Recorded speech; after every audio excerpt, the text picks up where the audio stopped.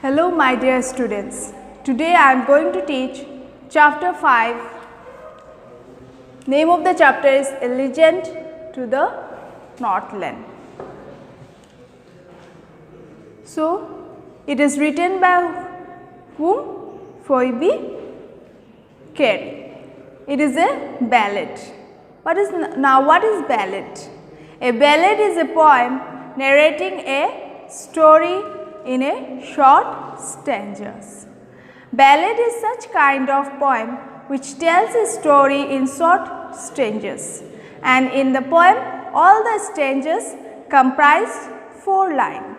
In total there are 16 stanzas in this poem, and this stanza will tell us a story. Ballads are a part of folk culture or popular culture and are passed on orally from one generation to the next. This story is of the Northland area, the area which is near the North Pole. This abstract place is not specified, but Northland means the area in which the northernmost part of the earth is there, that is near the North Pole. Clear what is ballad? So, now let us look into some new words. New words is first word is what? Legend. Legend means old traditional story. Saint Peter, an apostle of Christ, means what? Disciple of Jesus Christ. Provoke, make angry. So, let me start the poem. Let me read the poem first. Away, away in the Northland, where the hours of the day are few and the nights are so long in winter that they cannot sleep them through. So, in the region around the North Pole, the duration of the day is very less because its position of the day is very less, because its position is such that the sun's rays reach from very less time. When this area is experiencing winter season, the duration of the night is very long and the day is very less. In the line 4, they refer to the people who live in this region. The poet says the duration of the night is so long that people cannot sleep them through. If they go to bed, they take a few hours to sleep and then they wake up, it is still night. He wants to emphasize on the fact that the duration of the night is very long. That is what in the first stanza it is saying. So, in the second stanza, where they harness the swift reindeer to the sledge when it snows, and the children look like bear's cub in their funny furry clothes.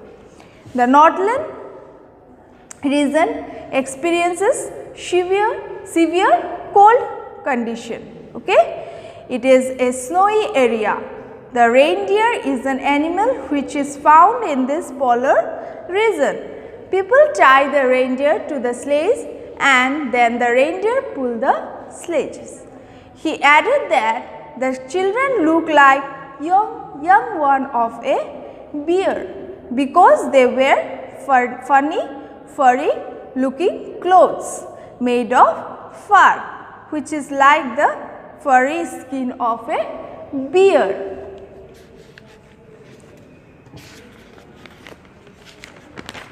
So, in the third stanza, they tell them a curious story. I don't believe this true, and yet you may learn a lesson if I tell the tale to you. So, in the third stanza, line 1, they refer to the parents or elders, and them refer to the children or the young generation. The elder of the Nordland region tells a strange and interesting story to the young generation. The poet says that he doesn't think that the story is true, but if he tells the story to the reader, maybe the reader could learn a lesson from it. The story gives an important message. So, the story which it is going to say, the poet, it is what? It gives us a message. He came to the door of a cottage in travelling round the earth, where a little woman was making cakes and baking them on the hearth. Now, hearth is there. Hearth means what? Fireplace where you do cooking. So, what it is saying in the 4th stanza? The story is about Saint Peter. Okay. So, in the 4th stanza, so let us see in the 4th stanza what it is saying. Once when the good Saint Peter lived in the world below and walked about it, preaching just as he did, you know. The story in the 4th stanza, the poet is saying that the story is about whom? Saint Peter. When Saint Peter used to live in the world and went around giving religious lectures to people just like all saints do. Then an incident happened. So, some incident has happened. What incident has happened? Let us read. He came to the door of a cottage in travelling round the earth, when a little woman was making cakes and baking them on the hearth. Hearth means what? Fireplace where you do cooking. Now, what it is saying? When Saint Peter was moving around the world, giving religious lectures to the people, he reached the door of a cottage where a small woman was making cakes. She was baking the cakes in the fireplace. So, in the 2nd stanza, and being faint was fasting, and for the day was almost done, he asked her from her store of cakes to give him a single one. So, in the 6th stanza, what happened? A Saint Peter had not eaten anything the entire day. He was very hungry, he was feeling weak, so he went to this woman who was baking cakes, and he asked for one cake out of many cakes that he had baked.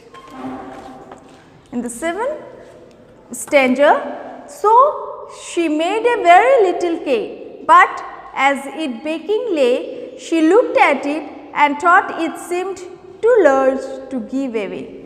So, in the 7th stanza, what happened? The woman was selfish. Okay, she did not give cake from her store. Instead, she started making a very small cake. For whom? For Saint Peter. She did not want to share her things, but when she put the cake for baking, she looked at it and thought that this cake was too big to give to someone. Therefore, he kindled another and still a smaller one. But it looked, when she turned it over as large as the first has done. The little woman thought that the cake was too big to be given away, so she started making another small cake. When she took it out the cake, she again felt that it was as big as the previous one. Again, she was not ready to give this smaller cake to whom? To Saint Peter. So, in the 9th paragraph, then she took a tiny scrap of dough and rolled it flat and baked it thin as wafer, but she couldn't part with that. The 3rd time she took a very small amount of dough and rolled it. The poet says that she rolled and rolled to lay emphasis on the fact that she rolled the dough and make it very thin like a wafer and baked it. But she was so greedy that she couldn't give that thin piece of bread to Saint Peter. So then what happened?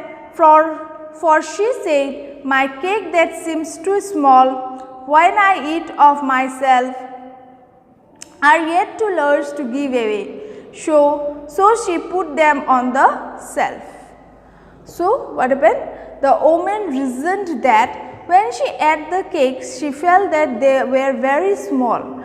But if she had to give them to someone, she felt they were too big to be given away. She put all the cakes on the shelf of her kitchen, and she did not give any cake to whom? To Saint Peter.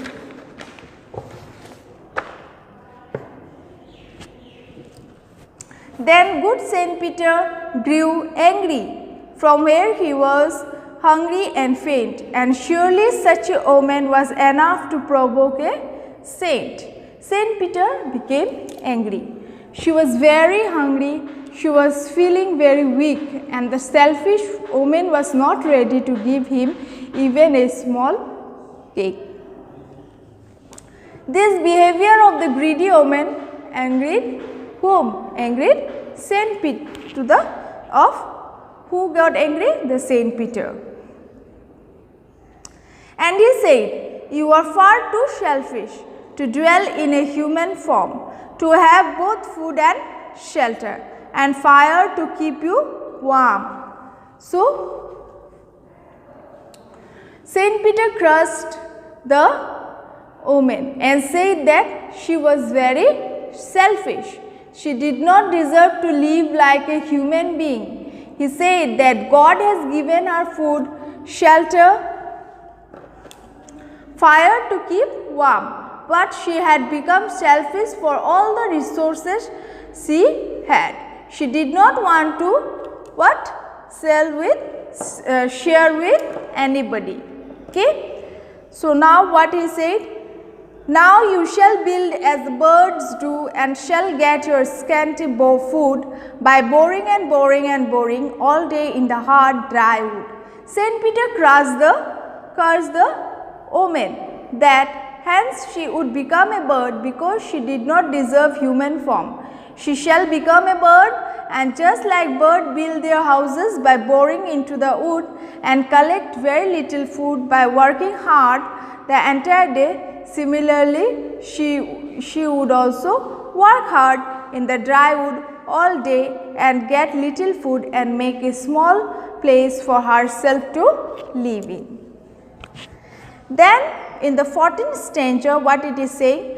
Then up she went through the chimney, never speaking a word, and out of the top flew a woodpecker, and she was changed to a bird.